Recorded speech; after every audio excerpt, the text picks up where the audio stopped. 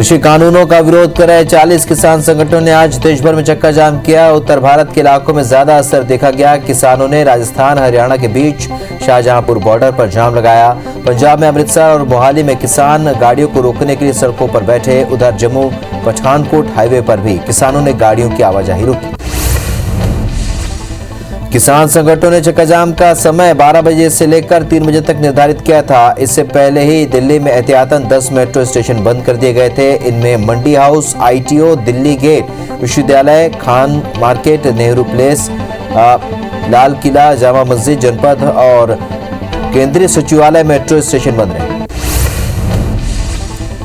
Delhi, NCR, Uttar Pradesh और उत्तराखंड को इस जाम से अलग रखा गया। इस पर भारतीय किसान यूनियन के प्रवक्ता राकेश टिकैत ने कहा कि दिल्ली में तो हर दिन जाम जैसे हालात रहते हैं, ऐसे में यहाँ जाम की क्या जरूरत है। हालांकि उन्होंने यूपी और उत्तराखंड को इससे अलग रखने की वजह नहीं बताई। ये जरूर कहा कि इन दोनों राज्यों से किसानों को स्टैंड बाई पर रखा गया है और उन्हें किसी भी वक्त बुलाया जा सकता है। कांग्रेस नेता राहुल गांधी ने केंद्र सरकार के नए कृषि कानून को किसानों के लिए ही नहीं बल्कि देश के लिए भी खतरनाक बताया। राहुल गांधी ने शनिवार को आंदोलनकारी किसानों को समर्थन देते हुए कहा कि नए कृषि कानून न केवल उनके लिए बल्कि पूरे देश के लिए खतरनाक है। कृषि कानूनों को लेकर रायपुर आरंग के बीच नेशनल हाईवे में किसान संगठनों और कांग्रेस ने चक्का जाम कर दिया। साथ ही संतोषी नगर और सारा गांव में भी चक्का जाम किया गया। 3 घंटे तक चले चक्का जाम में सड़क के दोनों ओर वाहनों की लंबी कतार लग गई। वहीं किसानों ने SDM को ज्ञापन सौंपकर अपना प्रदर्शन समाप्त किया। कृषि कानून के विरोध में बिलासपुर में भी किसानों ने चक्का जाम किया। बिलासपुर में अलग अलग किसान संगठन और कांग्रेस के लोग बिल के विरोध में सड़कों पर उतरे। शहर में नेहरू चौक तो ब्लॉक स्तर पर अपने अपने क्षेत्रों में मुख्य मार्गों पर चक्का जाम कर बिल के खिलाफ विरोध प्रदर्शन किया गया। ग्वालियर में आज वामपंथी के साथ कांग्रेस के कार्यकर्ताओं ने किसानों के साथ हाईवे पर चक्का जाम कर दिया। आगरा मुंबई हाईवे, आगरा झांसी हाईवे को किसानों के साथ राजनीतिक दल के नेताओं ने जाम कर दिया। सैकड़ों की संख्या में यहाँ किसान और राजनीतिक लोग शामिल थे। जबलपुर में किसान संगठनों ने मिलकर रीवा नागपुर नेशनल हाईवे पर चक्का जाम कर दिया। संयुक्त किसान मोर्चा के बैनर तले जुटे किसान अपने ट्रैक्टर लेकर हाईवे पर खजरी खीरिया बाईपास पहुंचे, जहां उन्होंने हाईवे पर ट्रैक्टर अड़ाकर चक्का जाम कर दिया। चक्का जाम से हाईवे के दोनों ओर वाहनों की लंबी कतार लग गई। खाद्य मंत्री अमरजीत भगत ने एक दिवसीय दौरे पर सीतापुर पहुंचे, जहां उन्होंने सैकड़ों कांग्रेसी कार्यकर्ताओं के साथ केंद्र सरकार के खिलाफ धरना दिया। साथ ही सीतापुर से अंबिकापुर जाने वाले मुख्य मार्ग पर चक्का जाम किया। इस दौरान कांग्रेसियों ने केंद्र सरकार के खिलाफ जमकर नारेबाजी करते हुए स्थानीय प्रशासन को ज्ञापन सौंपा। नरसिंहपुर में पहुंचे मध्य प्रदेश बीजेपी के पूर्व प्रदेश अध्यक्ष और वर्तमान सांसद राकेश सिंह ने कृषि कानून को लेकर कांग्रेस पर जुबानी हमला बोला। राकेश सिंह ने कहा कि कांग्रेस के पास न कोई मुद्दा है, न ही किसानों के हित के लिए कोई योजना। केंद्र के कृषि कानूनों के खिलाफ चल रहे किसान आंदोलन पर सियासी बयानबाजी जारी है। छत्तीसगढ़ अपेक्स बैंक के चेयरमैन बैजनाथ चंद्राकर ने अब किसानों के मुद्दे को लेकर केंद्र सरकार पर निशाना साधा है। उन्होंने कहा कि सरकार को देश को आगे बढ़ाने के लिए हठधर्मिता छोड़कर किसानों के लिए सोचना चाहिए। PM मोदी ने गुजरात हाईकोर्ट के डायमंड जुबली समारोह में कहा कि हमारे संविधान में कार्यपालिका, विधायिका और न्यायपालिका को दी गई जिम्मेदारी प्राणवायु की तरह है। गुजरात हाई कोर्ट ने सत्य और न्याय के लिए जिस निष्ठा से काम किया है उसे भारतीय न्यायिक व्यवस्था और लोकतंत्र को मजबूत किया है। आज देशवासी कह सकते हैं कि हमारी जुडिशरी ने संविधान को मजबूत किया है। PM मोदी ने आगे कहा कि न्यायपालिका के प्रति भरोसे ने सामान्य नागरिक के मन में एक आत्मविश्वास जगाया है, सच्चाई के लिए खड़े होने की उसे ताकत दी है। आजादी से अब तक देश की यात्रा में हम न्यायपालिका के योगदान की चर्चा करते हैं तो बार के योगदान की भी चर्चा होती है। पिछले वर्षों में अपनी कानूनी समझ, अपनी विद्वता और बौद्धिकता से गुजरात हाईकोर्ट और बार ने एक विशिष्ट पहचान बनाई। PM मोदी ने कहा कि हमारा जस्टिस सिस्टम ऐसा होना चाहिए जो समाज के अंतिम पायदान पर खड़े व्यक्ति के लिए भी सुलभ हो। न्याय के जो आदर्श भारतीय संस्कारों का हिस्सा रहे हैं वो न्याय हर भारतीय का अधिकार है। इसलिए न्यायपालिका और सरकार दोनों का ही दायित्व है कि दुनिया के सबसे बड़े लोकतंत्र में मिलकर वर्ल्ड क्लास जस्टिस सिस्टम खड़ा करें। विदेश मंत्री S जयशंकर ने आंध्र प्रदेश में कहा कि पिछले 1 वर्ष भारतीय सेना के कमांडरों ने अपने चीनी समकक्षों के साथ 9 दौर की वार्ता की और वे भविष्य में भी वार्ता जारी रखेंगे। कोर कमांडर स्तर की इस वार्ता का उद्देश्य पूर्वी लद्दाख में टकराव वाले सभी स्थानों से सैनिकों को हटाने की प्रक्रिया पर आगे बढ़ना था। बीजेपी के राष्ट्रीय अध्यक्ष जेपी नड्डा आज से पश्चिम बंगाल में परिवर्तन यात्रा निकाल रहे हैं और इसके साथ साथ कई महत्वपूर्ण कार्यक्रमों में भाग ले रहे हैं। बता दें कि बीजेपी बंगाल में 5 परिवर्तन यात्रा निकालेंगी। आज जेपी नड्डा ने बंगाल में रैली निकालकर विधानसभा चुनाव के पहले कार्यकर्ताओं में जोश भरा। बंगाल में जेपी नड्डा ने कहा कि बंगाल में ममता दीदी ने किसानों के साथ बहुत बड़ा अन्याय किया है। प्रधानमंत्री ने किसान सम्मान निधि के तहत 1 साल में 6,000 रुपए किसानों के सम्मान के लिए देने का फैसला किया था, लेकिन ममता दीदी ने अपनी जिद के कारण इसे बंगाल में लागू ही नहीं होने दिया। अब चुनाव आ गए हैं तो लागू करने की बात कर रही है। राष्ट्रपति रामनाथ कोविंद 6 और 7 मार्च को जबलपुर और सिंगौरगढ़ के दौरे पर रहेंगे।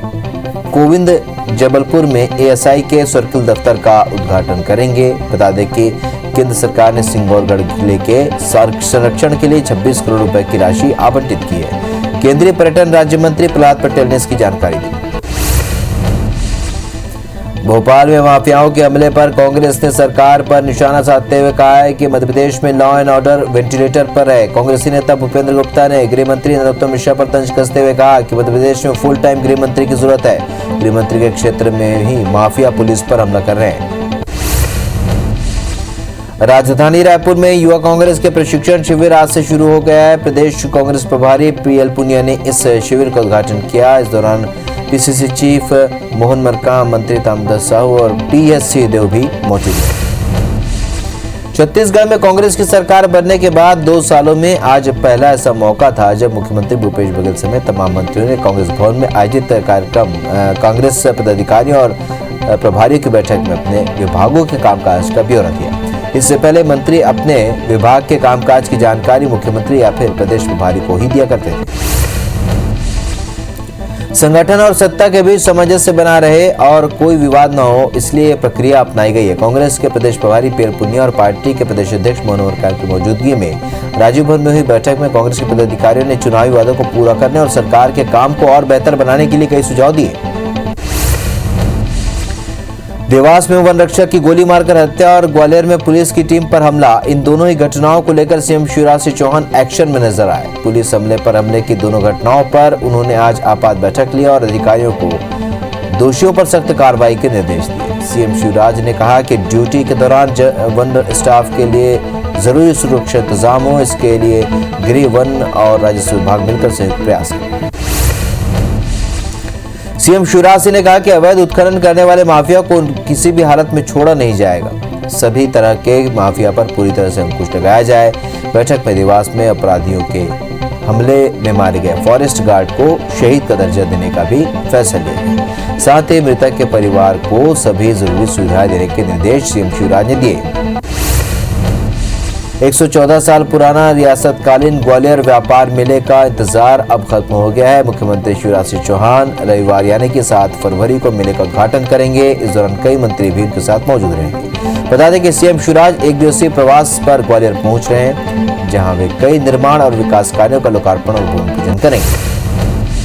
मध्य प्रदेश में आगामी नगरीय निकाय चुनाव में टिकट वितरण को लेकर बीजेपी और कांग्रेस अलग अलग रणनीति पर काम कर रहे हैं। कांग्रेस जहां गुटीय समीकरण छोड़कर सर्वे के आधार पर मेयर, नगर पालिका अध्यक्ष और नगर परिषद अध्यक्ष पद के लिए टिकट वितरण करने पर फोकस करे, तो वहीं बीजेपी में गुटीय समीकरण नजर आ रहे हैं।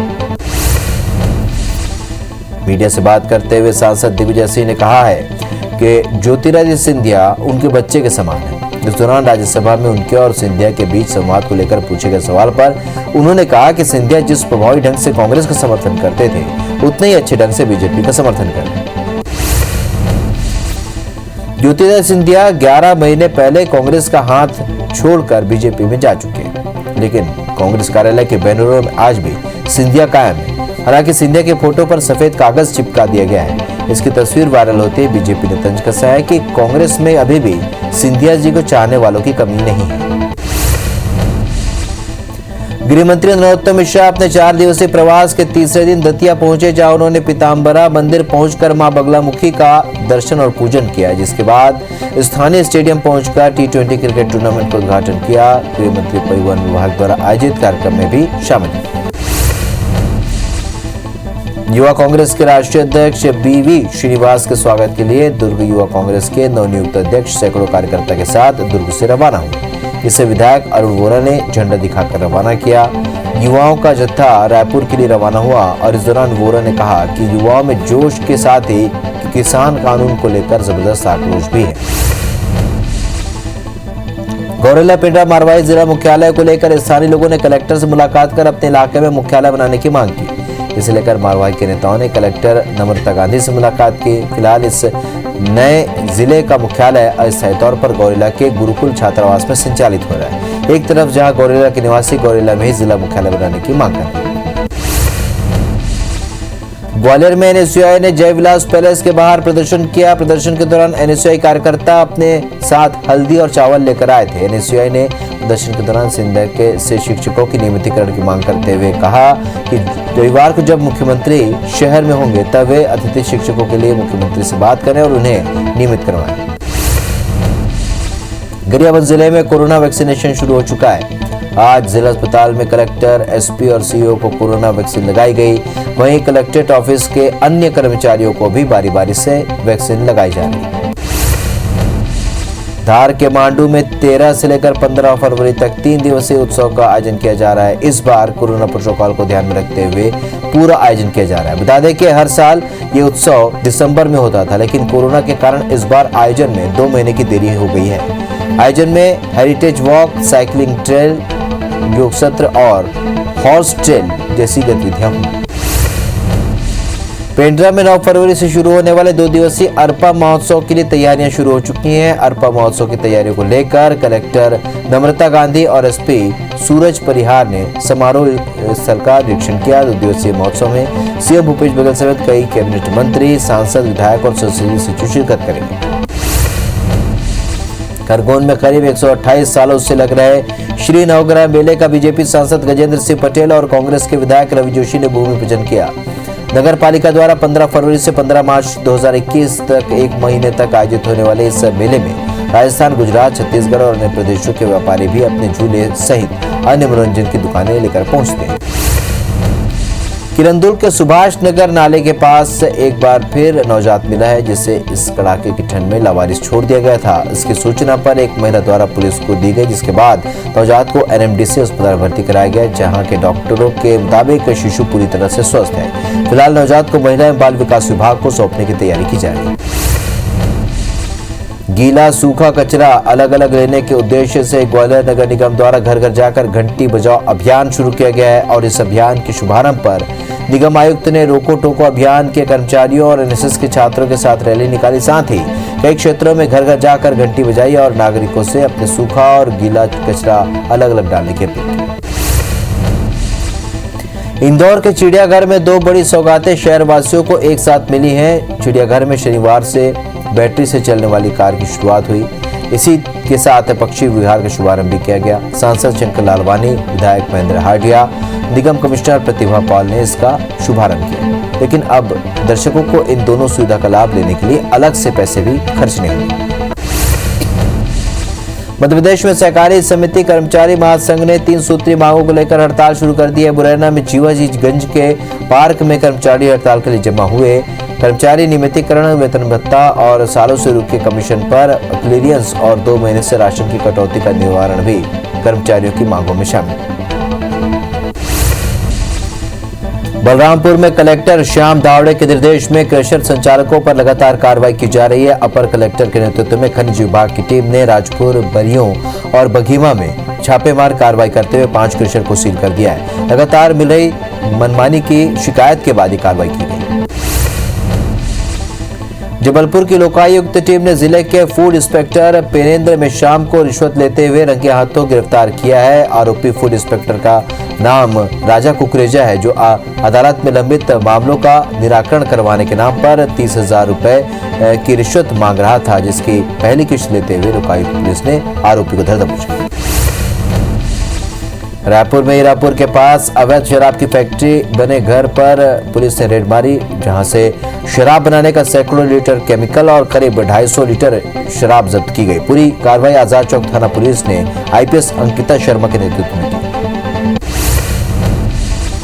अंबिकापुर के सीतापुर इलाके के कुनमेरा के सहकारी समिति के कंप्यूटर ऑपरेटर इग्नासुस खलखो की हत्या की गुत्थी सुलझाते हुए पुलिस ने आरोपी को गिरफ्तार किया है। पकड़े गए आरोपी का नाम रुधन है, जिसने धान बेचने के लिए टोकन नहीं देने पर उसकी हत्या कर दी। मोहाली में भोपाल की रहने वाली महिला की उसके ही पति ने चाकू गोद कर हत्या कर दी। घटना के बाद फरार होने के दौरान पति की भी सड़क हादसे में मौत हो गई। 3 साल पहले ही दंपति का विवाह हुआ था। बताया जा रहा है कि हत्या से पहले दोनों के बीच जमकर विवाद हुआ। जांजगीर की पुरानी बस्ती में पति ने कुल्हाड़ी मारकर पत्नी की हत्या कर दी। वारदात को अंजाम देने के बाद पति ने भी जहर पी लिया, जिसके बाद उसे इलाज के लिए जिला अस्पताल में भर्ती कराया गया, जहां उसकी हालत नाजुक बनी हुई है। फिलहाल पुलिस ने मामले की जांच शुरू कर दी।